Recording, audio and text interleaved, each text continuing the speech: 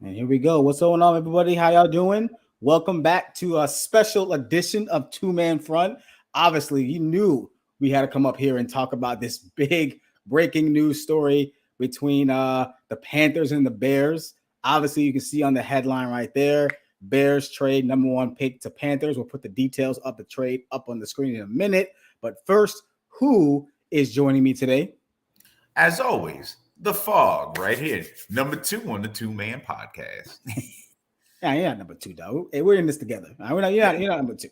but I appreciate that though. But hey, we finally got this YouTube thing down.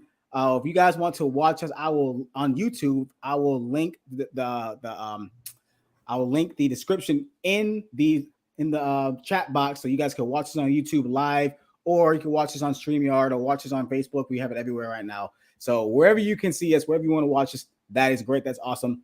But please do make sure that you are signed into Facebook to make sure you are able to chat with us so we can see your name. I don't want you guys to be a Facebook user, right? Okay. So we want to make sure you guys engage with us. We'll shout you out on the show. That way you can engage with us because we love engaging with you guys. Makes the show a lot of fun, makes it better when we engage with you guys. So I'm not just talking to Fog about how much he hates quarterbacks, but so let's go ahead and move on. Let's go ahead and get straight into the breaking news. Obviously, you see on the headline right here at the bottom, Blockbuster trade, Bears trade number one pick to Panthers. So I'm gonna go ahead and put the details of that trade on the screen real quick so we can actually see what the Bears fleeced the Panthers for, right? Because because we know no, this is kind of highway robbery, right? So the Bears received the Panthers' 9th overall first round pick and their second round pick of this year in 2023 draft as well, and a 2024 first round pick and a 2025 second round pick, and not done, and 25-year-old wide receiver DJ Moore, according to CBS Sports Insider Jonathan Jones. So that is pretty much the trade right there. So, Fall, let's go ahead and start right into it, man. What does this trade mean for the Bears? Let's start with the Bears first. What does it mean for them? Well, it means two things. They are now going to be able to start building a team around Justin Fields. It gives them the draft capital. It gives them a solid wide receiver, a solid number one in DJ Moore. So it gives him somebody that he can throw to who is young and not, hasn't really suffered any major injuries or anything. Remember, I'd said back in October after Christian McCaffrey got traded, the next domino to fall in Carolina was going to be DJ Moore. And guess what? He's gone now. He's a Chicago Bear. But this is actually great for the Bears. We may actually get to see the Chicago Bears over the course of the next two seasons become somewhat of a contender in that NFC North. Yeah, let me give a shout out and kudos to the Chicago Bears actually, helping their young quarterback develop by getting a adequate or solid number one receiver, because DJ Moore is obviously going to come in and be the number one guy. I'm not calling him a superstar. I'm not calling him a guy who's going to change the fortunes of the franchise. I'm not doing that at all. I'm not trying to do that, at least, right? I'm not doing that. But he's going to come in and he's going to do his thing. He's going to be the number one target for Justin Fields, obviously the best receiver he's had since he's been in the league. And honestly, that if you look at that wide receiver core on paper, and just the pass catchers in general. Again, on paper, got DJ Moore, got my former guy, Chase Claypool, who, is on and off, is a deep threat. So we'll see how he develops in the rapport with Justin Fields. And then also you have Daryl Mooney. Is it Daryl Mooney? Daryl Mooney or Daryl Devon? Daryl Devon. Daryl, right? Daryl, who's one of the best route runners in the game, actually. He can run. He is a guy that can get open, create separation. He's just not number one. I think he's going to get a lot of number one-on-ones with DJ Moore on the other side as well. So that's going to help. And then obviously Cole Kmet as well, the tight end that Justin Fields really, really established a good rapport. So kudos to, I didn't get the GM's name. I apologize. I forgot the GM's name. He's a young dude, young brother. I forgot his name. But kudos to him for actually saying, you know what? We got Justin Fields. We got this secure this supremely talented, raw quarterback who can pass a football, but just didn't really have any to pass it to. Now we have a DJ Moore who can get the ball to. They obviously got to shore up the offensive line because the offensive line is abysmal. Defensively, they got to shore that up as well. But obviously they're getting I believe they're getting no, I think David Montgomery, he's still there.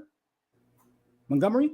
I think Montgomery's still there. Montgomery should still be there. So the running game should still be there. So look, right now the Bears look on paper look like they have a good start, right? So they're starting somewhere, and getting DJ Moore was huge. And obviously those picks. So they're going to be able to pick this year. They're going to be able to fill those holes that they needed to help Justin Fields and help the team as a whole get better.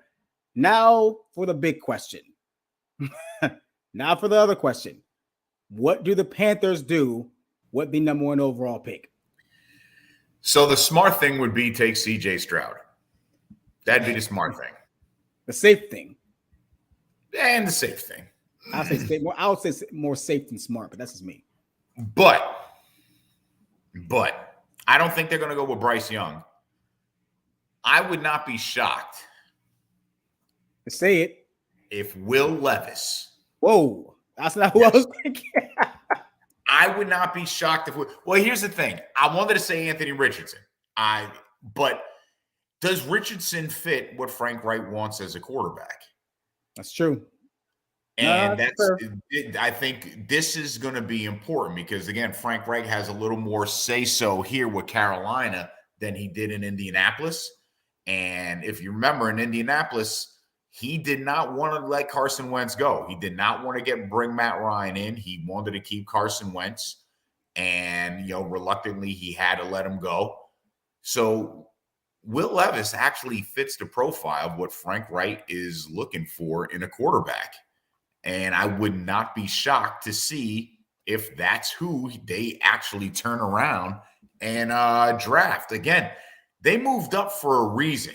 All the reports were saying, all the reports that have been coming out, Will Levis is going to Indianapolis.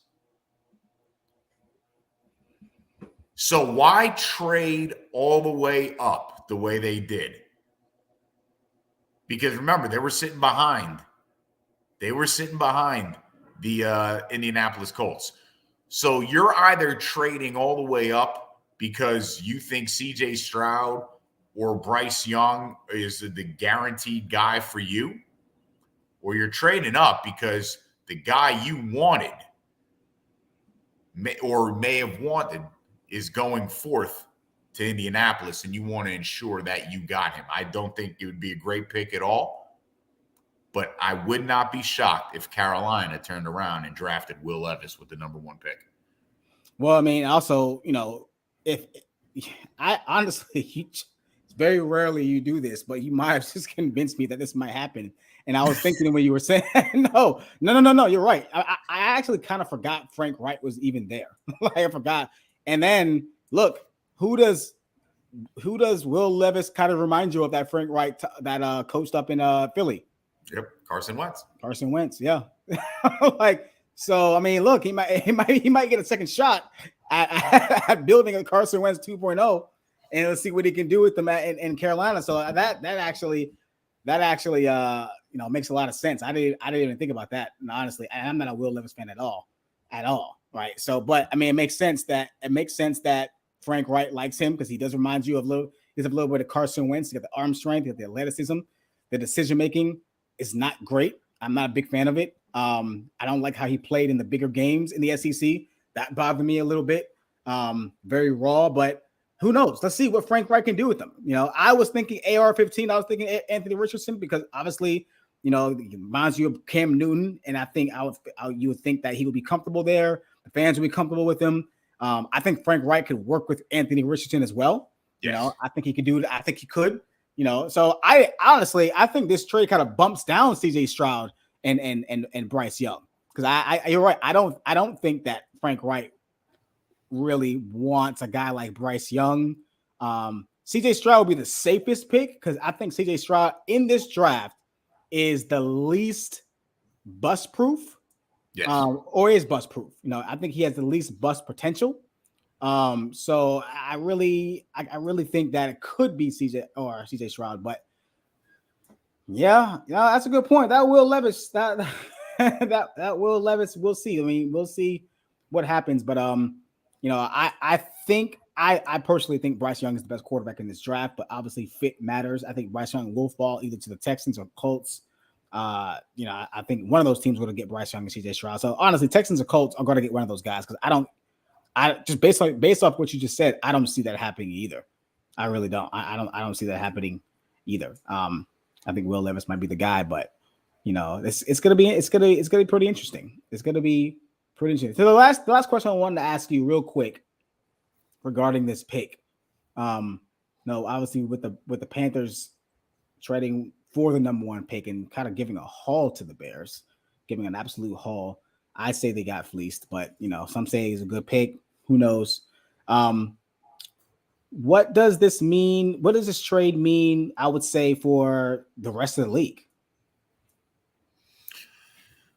I don't know. I don't think it means anything major for the rest of the league. It solidifies now that you're going to have 4 teams are probably going to be taking quarterbacks in the first 10 picks. 10 picks. Yep. So you're guaranteeing that. But it also means that trade partners for Lamar Jackson in particular have now dwindled to near none at this point. Yeah, it's gonna be that right there it's gonna be interesting now because all the teams that need quarterbacks are gonna get their guys in those first 10 picks.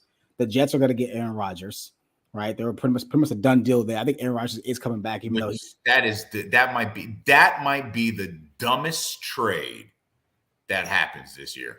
I don't know if it's gonna be. I don't know if I would call it dumb. I would just call it like. To me, it's just like one of those whatever trades. I honestly feel like the Jets are the only team that are interested in Aaron Rodgers right now. I don't think any other team is interested in Aaron Rodgers. I mean, I know Aaron Rodgers probably believes that every team in America wants him, but I don't think a lot of teams really care for him right now. I think we all saw how he played last year. We all saw him skipping balls in the dirt. So like, I honestly believe that Aaron Rodgers, the Jets are his only hope. That's why I think it is Jets or retirement for him, at least for him.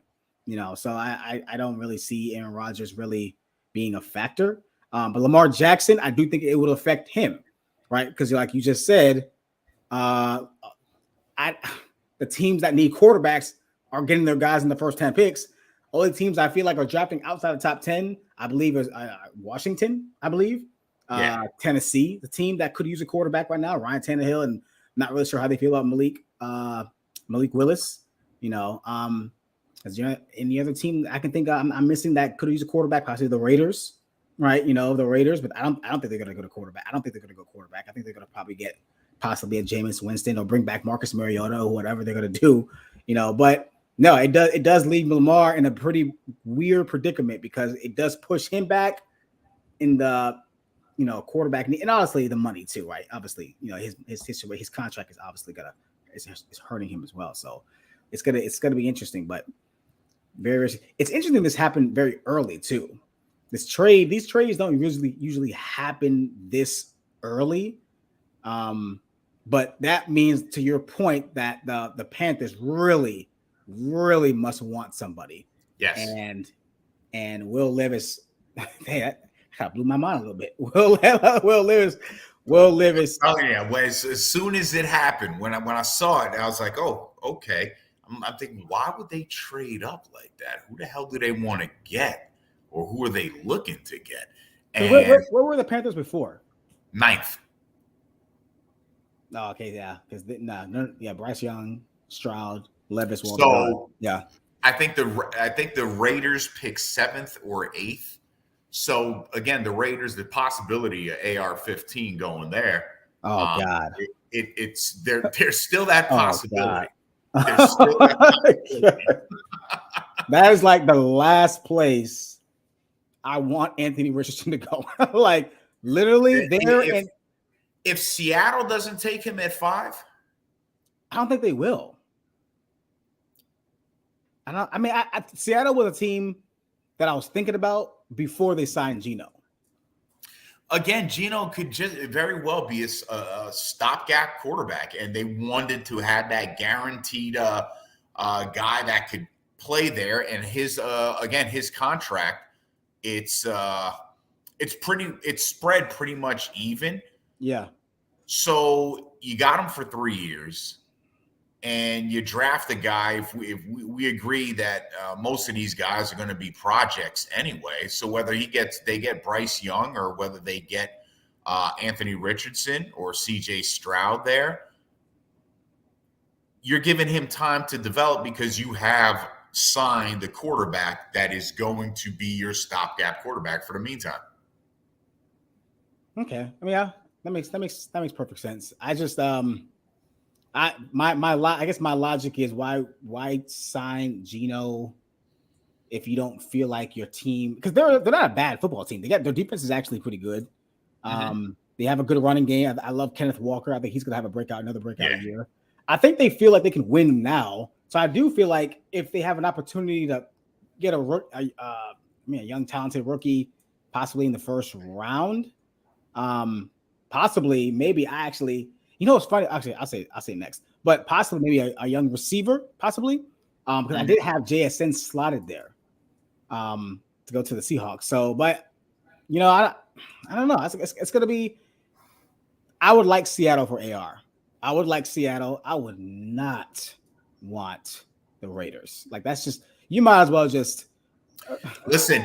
If AR is not off the board when it gets to Vegas's pick, unless somebody's trading up, unless Washington's trading into the top 10, right? Unless somebody's going to make a move to get up there and get him, he could if Seattle doesn't take a quarterback, he could very easily fall there. For Vegas? Yep. Okay. Actually, I was doing my mock while this trade was going on, and I literally it screwed me over because like I had to do everything. I actually had to stop and almost delete everything because everything got pushed back. And now I'm thinking, damn, I didn't have Will Levis going to number 1, but it may be one of those years where it may be almost a perfect fit. Someone said dark horse Arizona are you talking about Anthony Richardson? Arizona? It could be. I mean, I know. Who knows? I mean, I can see that. Kyler just got paid though. Yeah. They just paid Kyler Murray. So they just paid him less than a year ago. So I don't think I don't think they're going to move off of him because making a play like that would no. And no. I can't see Kyler Murray would be asking for a trade immediately. Right. I can't see that. A dark horse team I would pick for AR if this team really wanted to have him sit. I was thinking Minnesota. I was thinking Minnesota. Let him sit behind Kirk Cousins for a year, bring him in with some Wildcat, right? Minnesota or San Francisco. Those are my 2 dark horse teams. Yeah, because I don't know about Trey Lance. I don't know about Trey. Or I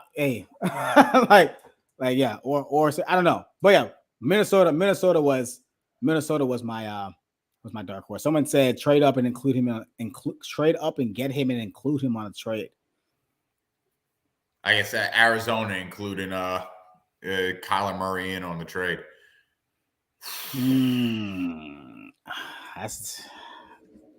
That would be a blockbuster trade. That would be a blockbuster. I don't see it happening, but that'd be crazy. They just paid him, but they did get rid of the coach. So I always said that Kyler Murray and what's his guy's name? Cliff Kingsbury were linked to each other. Oh yeah, they were that was the package deal when they got rid of Steve Wilkes after that one season. Yeah. Yeah, no, right. It was. So, possibly I don't know where Kyler Murray where would he go to the Titans or where would he go at this moment? The Raiders? Possibly the Raiders? So you'd have it'd be a trade that you're dealing him to the Raiders. Dealing to the Raiders or Washington. Yeah, one of those two. Yeah. It'd be interesting. That would be blockbuster. That would be if they just traded Kyler Murray on a draft. And again, let's let the draft play out, because the one thing that people are failing to realize about this non-exclusive franchise tag that got smacked on damn near every free agent this season, that non-exclusive franchise tag comes with a heavy burden. Yeah. For the teams that are trying to make the trade for that player. So you got to wait till the draft is over, because if you try to get in negotiations with a player that is on a non-exclusive franchise tag, what happens is now your money is tied into that player, and there's no guarantee that you're getting that player, because the Baltimore Ravens can turn around and say, you know what, we'll match the financial offer for him. No, absolutely. Yeah. The Lamar, we don't really have the time to talk about Lamar right now, but we can. But I'm sure as time goes on, more will come out, and we will talk about him probably every week. But that situation is just wait till the draft is over. Yeah. Then we'll see, because then teams will have teams will have a better idea on their salary cap. Again, watch for all Saquon Barkley too. Teams are going to make offers. Oh yeah. Teams are going to make offers. Trust me.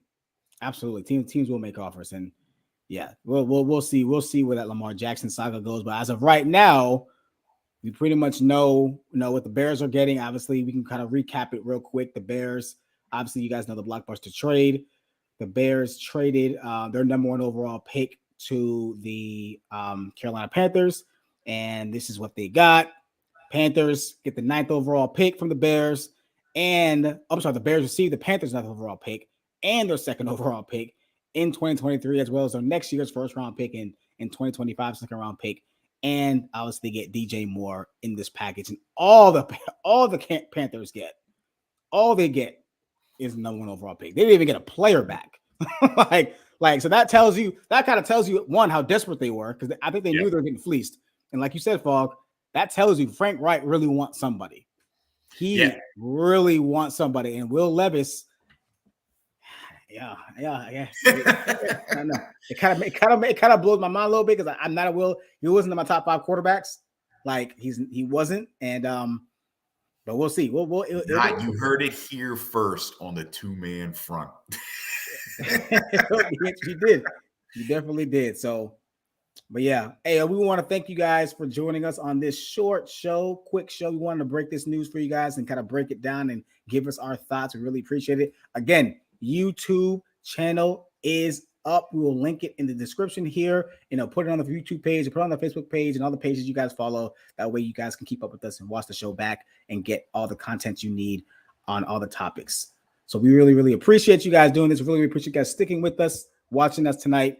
And also, please go ahead and subscribe to YouTube so you can you'll be notified when we upload new videos. As for myself, be easy. Who's with me again? The Fog, as always. Objectively Biased Sports, number 2 on the 2-man front podcast. Appreciate you guys watching. We'll see you guys next time.